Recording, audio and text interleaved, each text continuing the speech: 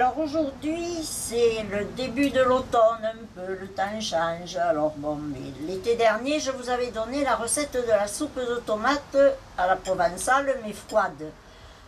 Là, c'est pour l'hiver, pour maintenant, enfin, c'est une soupe de tomates avec des herbes de Provence, mais après, vous y ajoutez du vermicelle. C'est tout à fait une autre recette. Alors voilà, je vais vous la donner. Alors, pas de panique, moi je me sers de mon Thermomix. Mais si vous n'avez pas de Thermomix ou de robot multi-cuisson, pas de souci, vous le faites directement dans la marmite et après vous mixez avec un pied plongeant ou... Bon, la seule chose c'est que si vous le faites directement dans une marmite, il vaudra mieux que vous peliez les tomates si vous le faites avec des tomates fraîches, ou alors vous achetez des bouteilles de pulpe de tomates et là vous n'avez pas à le peler, vous le faites comme ça. Mais au Thermomix ou au robot multi-cuisson, ça vous mixe les pots, ce qui fait que je peux me servir de tomates fraîches en cette saison où il y en a encore au jardin, sans avoir à les peler.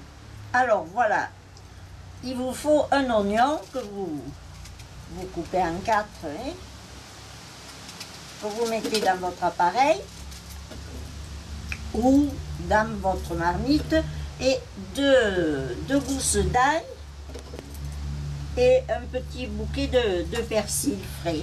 Et voilà. Alors là, je vais donner un petit coup de... Vous allez voir comme c'est simple, c'est vraiment... Et tout le monde l'aime, ça fait pas comme ces soupes de légumes là. Vous voyez, voilà. Juste pour hacher un peu l'oignon et l'ail et le persil. Et là, j'y ajoute mes tomates. Alors bien sûr, lavées, j'ai coupé le pécrou et...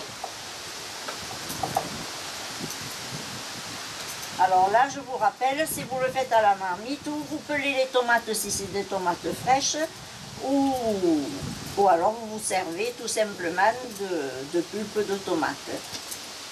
Parce que moi, en hiver, quand je n'ai plus de tomates, je me sers de pulpe de tomates pour la faire. Ou celle que j'ai mis au congélateur moi-même, ou que j'achète dans le commerce, on en a de très bonnes et très naturelles. Et là, je donne un coup de mixeur.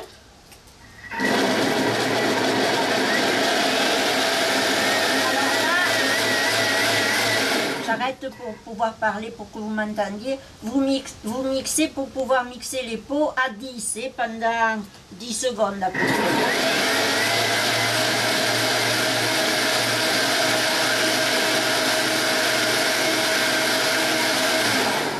Voilà. Alors voyez, ça me donne, ça me fait une purée liquide où tout est mixé, mais après à la fin de la cuisson, vous remixerez encore. Hein? Voilà. Alors là, je le remets sur mon socle.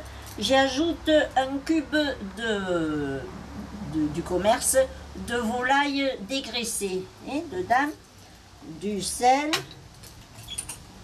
Vous allez voir la simplicité de cette recette est vraiment dans la famille. J'ai des membres de ma famille qui n'aiment pas trop la soupe, mais ça, ils n'ont pas l'impression que c'est la soupe. C'est vrai que n'oubliez pas, bien sûr, les herbes de Provence. Voilà, une bonne cuillerée à café.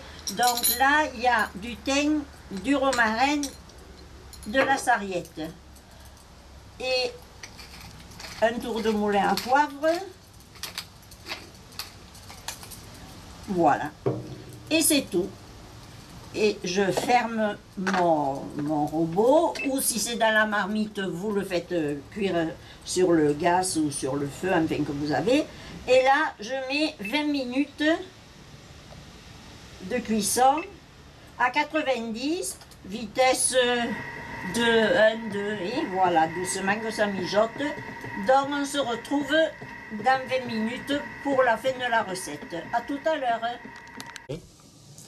Voilà, alors les 20 minutes sont écoulées. ma tomate a cuit. Et donc là, je vais mixer, comme je vous avais dit tout à l'heure, et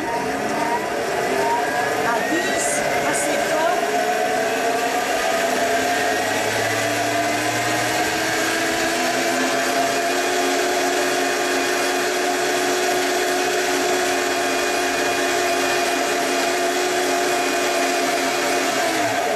Voilà, 15 secondes. Voilà.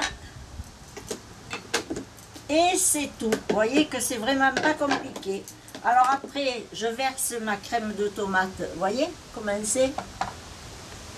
Voilà. Alors je la verse dans une marmite, bien sûr.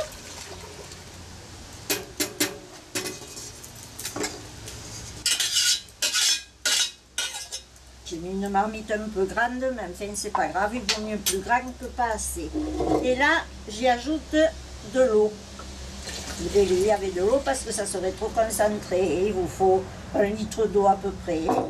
Vous le voyez, et ça vous le jugez par vous-même. Et là, bon c'est chaud, je peux le faire. Vous y ajoutez du vermicelle.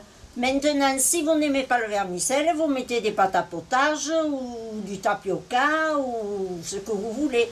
Nous, on aime le vermicelle, alors bon, mais je mets du vermicelle, il ne me reste plus qu'à faire cuire mon vermicelle.